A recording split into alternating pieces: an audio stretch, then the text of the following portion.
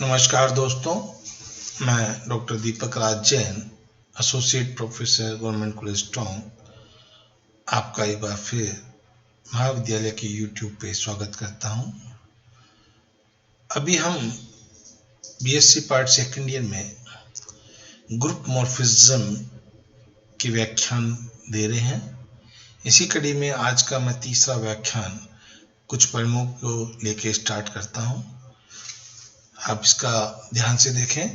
ये एक सैंपल्स हैं, बाकी प्रमेय आप इसी प्रकार से सोल्व कर सकते हैं। पहली प्रमेय है, सिद्ध करो कि समूह के समुच्चय में तुल्यकारी संबंध एक तुल्यता संबंध होता है। तुल्यकारिता का जो संबंध है उसको हमको तुल्यता संबंध सिद्ध करना है। तुल्यता संबंध के मतलब समतुल्य संबंध, सम्मित संबंध और संक्रामक संबंध, तीनों संबंध हमें यहाँ पे सिद्ध करने होंगे। सबसे पहले हम एक समतुल्य संबंध सिद्ध करने के लिए एक मैपिंग लेते हैं IG G से G में। एक ऐसा फलन लेते हैं जो कि एकेकी आच्छादक है। अब यह तुल्यकारिता जब भी रखेगा, तुल्यकारिता की परिभाषा के अनुसार कि अगर फलन 1,1,2 और तुल्य मॉर्फिज्म होता है तो तुल्यकारिता संबंध हो जाता है। तो IGAB बराबर हम लिख सकते हैं AB, जिसको IGAIGB लिखा जा सकता है, जो कि एक समाकारिता है। अर्थात समतुल्य संबंध जो तुल्यकारिता संबंध है वो समतुल्य संबंध रखता है। इसके बाद दूसरा हम सिद्ध करेंगे सम्मित संबंध।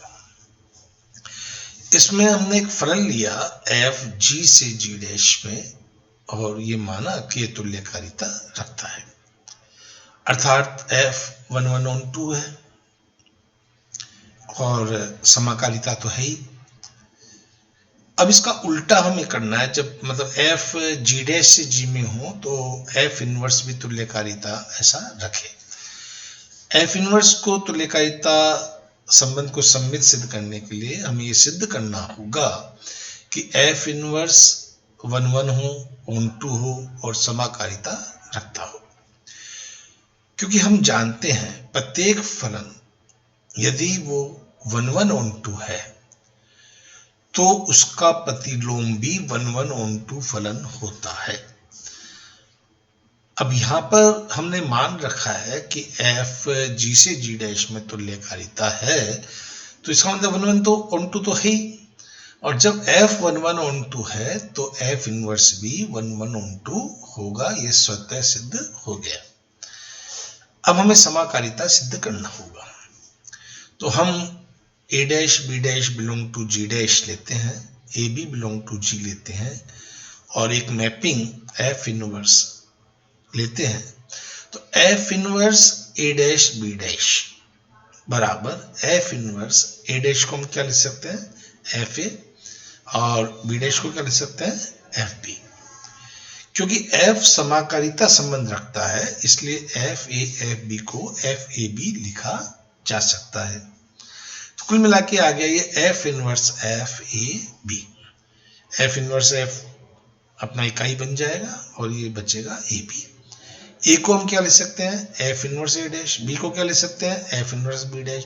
तो कुल मिला के हमारे पास आ गया F inverse A dash B dash बराबर F inverse A dash into F inverse B dash, जो कि ये दर्शाता है कि F इनवर्स समाकारी है G डैश से G में।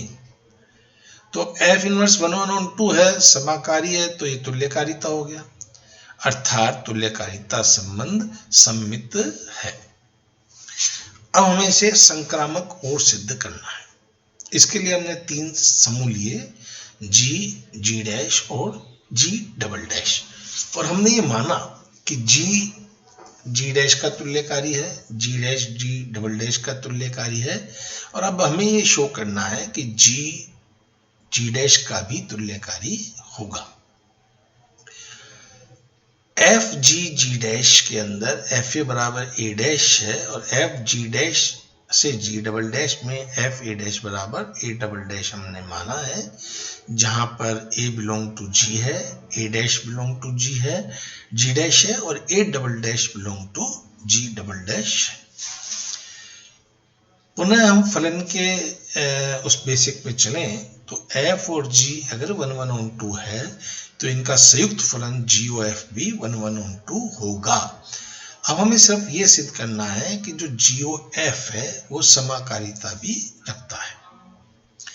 तो GOF AB लिया, इसको हम लिख सकते हैं GF AB, F क्योंकि समाकारिता फलन रखता है इसलिए इसको FAB लिखा जा सकता है, जिसे हमने लिख दिया GFA GFB क्योंकि GB समाकारिता रखता है।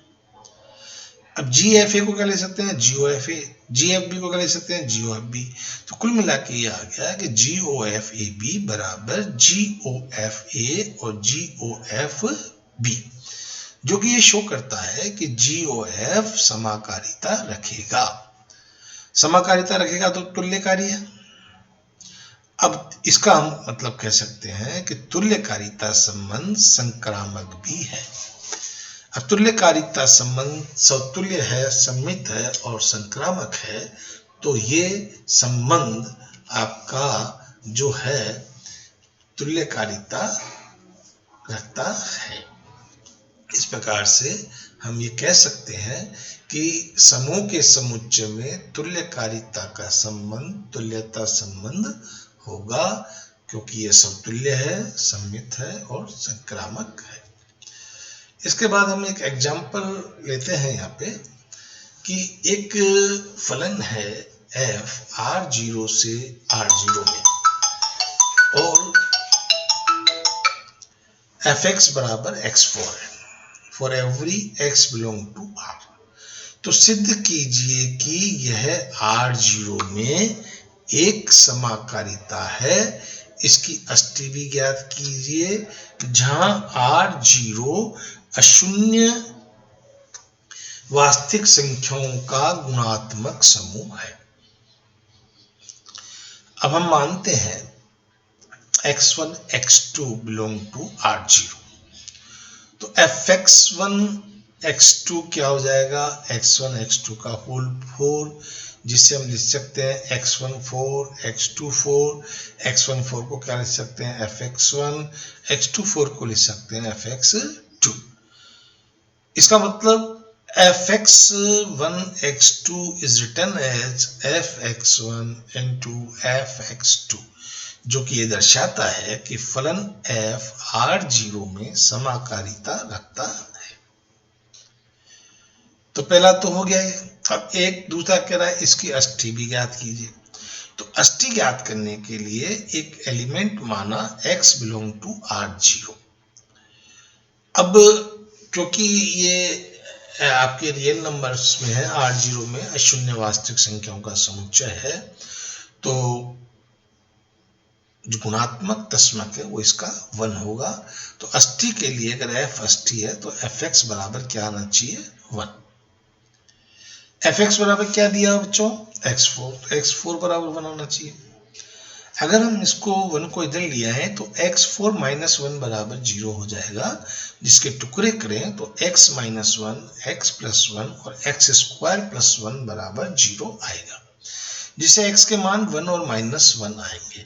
अर्थात हम ये कह सकते हैं कि अगर हम f1 करते हैं तब भी 1 आएगा और f माइनस 1 करते हैं तब भी 1 आएगा, जो कि वास्तविक है। ऐसे तो आइटा भी है, आइटा का 4 करेंगे तो भी 1 आएगा, माइनस आइटा का 4 करेंगे तो भी 1 आएगा, लेकिन क्योंकि वो काल्पनिक है, हम यहाँ पे वास्तविकता की बात कर रहे हैं। तो f की अष्टी हो गई 1 और माइनस 1। इसके बाद तुल्यकारिता, जब फलन g से g डैश में तुल्यकारिता हो तो मैंने पहले भी आपको बताया क्या क्या होना चाहिए, 1 1 होना चाहिए, ऑन 2 होना चाहिए और समाकारिता रखता हुआ होना चाहिए।